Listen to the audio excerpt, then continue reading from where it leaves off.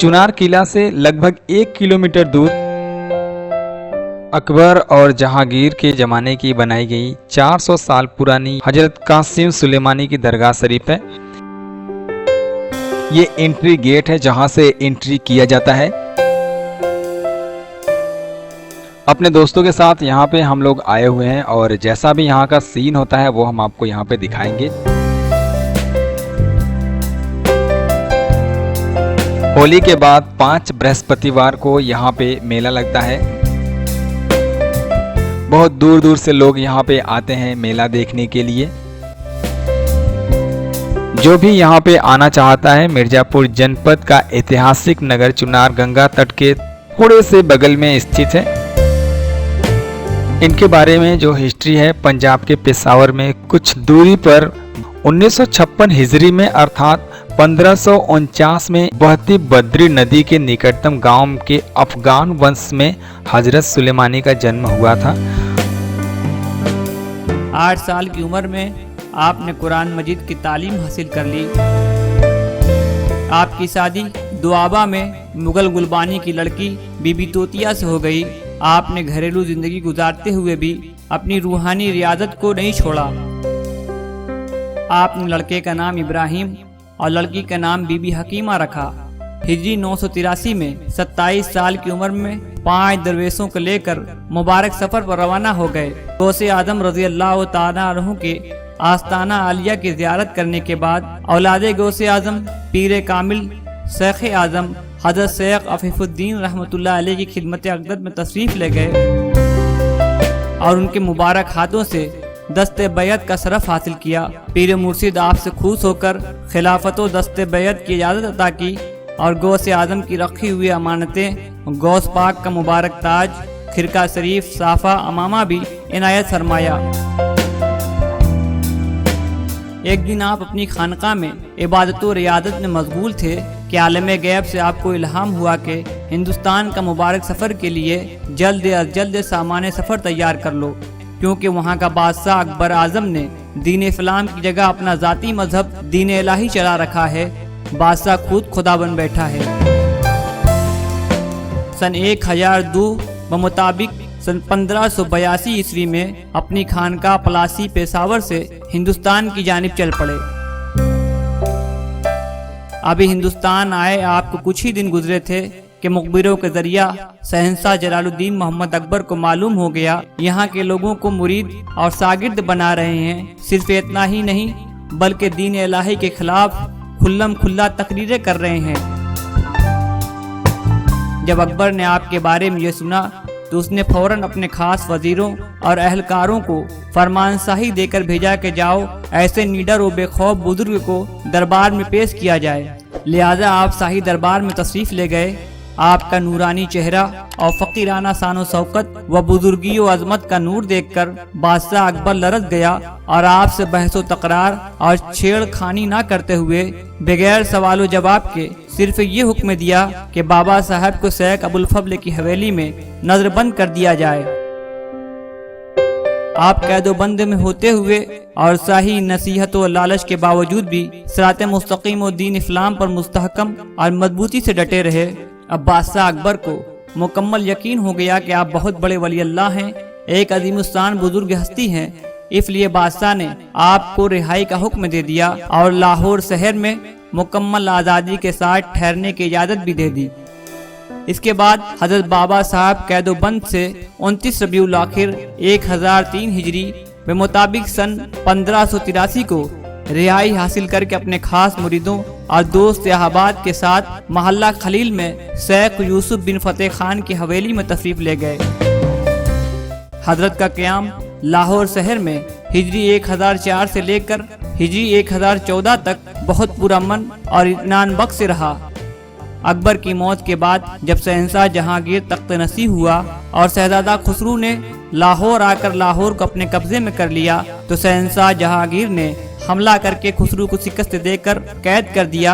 चूँकि खुसरू आपका अकीदतमंद था और उसकी फौज के हजारों लोग बाबा साहब के मुरीद हो चुके थे, इसलिए आपके हासिदीन ने ये खबर फैला दी कि आप रहमतुल्लाह अलैह ने शहजादा खुसरू की फतहयाबी के लिए दुआएं की है और उसे मुबारकबाद भी दी है कि तुम ही हिंदुस्तान के बादशाह होगे।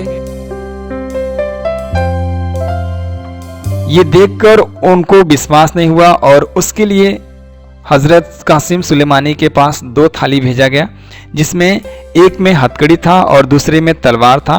चूंकि हजरत कासिम सुलेमानी खून खराबे से बहुत ही दूर थे, इसलिए उन्होंने हथकड़ी को चुना और उसके बाद वहां से बंदी बनाकर हिजरी 1015 यानी कि 1606 ईस्वी में चुनार के किले में रवाना किया गया। उससे पहले इनको आगरा में कैद किया गया था और फिर उसके बाद वहां से इनको चुनार किला में रवाना किया गया। बंदी के दौरान जब इनके साथ जितने भी लोग थे, जब चुनार गंगा तट तक पहुंची तो वहां से उन्होंने अपने सेवक को एक मिट्टी के घड़े में पानी लाने के लिए बोला। जब वो पानी लाने के लिए घड़ा को हाथ से पकड़े और हाथ से छूटकर वो घड़ा गिर गया, तभी हजरत कासिम सुलेमानी ने कहा कि अब मेरा अंतिम क्षण निकट है और उसके बाद वहां से मुस्कुराते हुए वो बंदी बनकर किले में प्रवेश कर गए। और 25 रजब हिजरी 1015 को दाखिले किला होकर खान आजम के महल में तशरीफ फरमा हुए और नजरबंद कर दिए गए।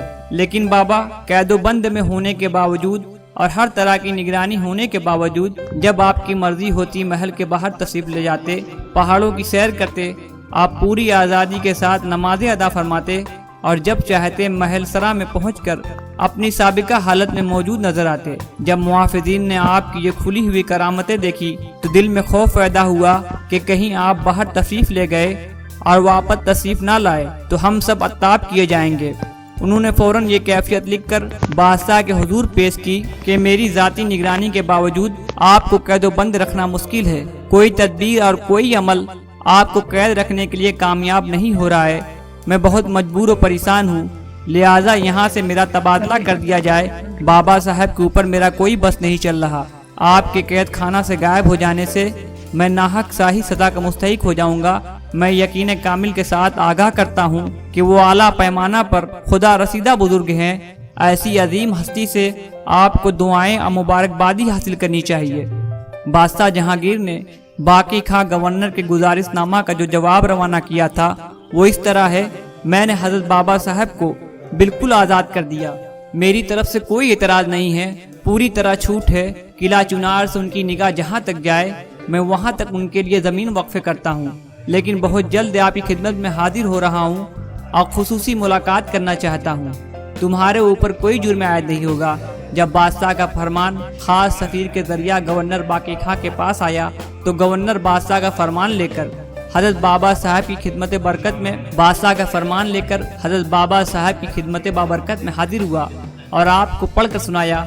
बाबा साहब ने उसके जवाब में फरमाया कि आज सारे औलियाए किराम व बुजुर्गान दीन के अरवा फिर से मुझे खुशखबरी और खुशामदीद कहने के लिए तशरीफ लाए थे। आइंदा कल मैं इस दार फ़ानी से दार जावेदानी के लिए खुदा वंदे करीम से मिलने वाला हूँ। अब मुझे हमेशा की आज़ादी मिल जाएगी। बादशाह मुझे क्या आज़ाद करेगा? बादशाह का कहना है कि किला चुनार से जहाँ तक निगाह जाए मेरे लिए ज़मीन वक्फ कर देगा। मेरी निगाह तो खुदा के अर्श आज़म तक जाती है, क्या वो वहाँ तक वक्फ कर सकता है? उसके पास इतनी ज़मीन कहाँ है कि वो मुझे अता करेगा? मुझे उससे कुछ नहीं चाहिए। बादशाह मुझसे खुसूसी मुलाकात करना चाहता है, उसके लिए मैं हरगिज़ राज़ी नहीं हूँ। उसकी ज़ियारत को पसंद नहीं करता। आपका ये आखिरी जुमला शहंशाह मुगलिया के लिए बद्दुआ बन गया। मुगल बादशाहों में से किसी को आपकी या आपके मुबारक आस्थाना की ज़ियारत नसीब नहीं हुई। इसके बाद चुनार के किलेदार बाकी खां ने अर्ज की, हुजूर कोई मकान अपनी अबदी आरामगाह के लिए तजवीज़ फरमाए। चुनांचे एक मरतबा किला के मगरबी सम तीरों कमान लेकर खड़े हुए, तीर छोड़ा तो कुछ दूर पहुँच गिरने लगा। आपने फरमाया कि टिकौर, यानी कुछ दूर, और फिर वो तीर अपनी जगह से उठा, आगे बढ़कर एक मुकाम पर गिर गया। आपने उसी मुकाम को अपना आरामगाह करार दी। आपके लफ्ज टुकौर फरमाने की वजह से उस जगह का नाम मोहल्ला टुकौर हुआ, जो आज तक मशहूर है। 19 जमादिल अव्वल हिजरी 1016 को आपने इस दारे फना से कूच फरमाया। इस अजीम हस्ती का उर्स मुबारक की तकरीब इस्लामी महीने के हिसाब से 17 जमादिल अव्वल से 19 जमादिल अव्वल तक मनाई जाती है, यानी 17, 18, 19 तारीख को 3 दिन, जिसको लोकल भाषा में 11वीं चाँद के बाद खालिद के चाँद में 17वीं तारीख शुरू होते ही बाद नमाज मगरिब मुक़द्दस आस्ताना का गुफ्न मुबारक होता है। नमाज फज्र के बाद कुरान खानी बाबा साहब के नाम से होती है।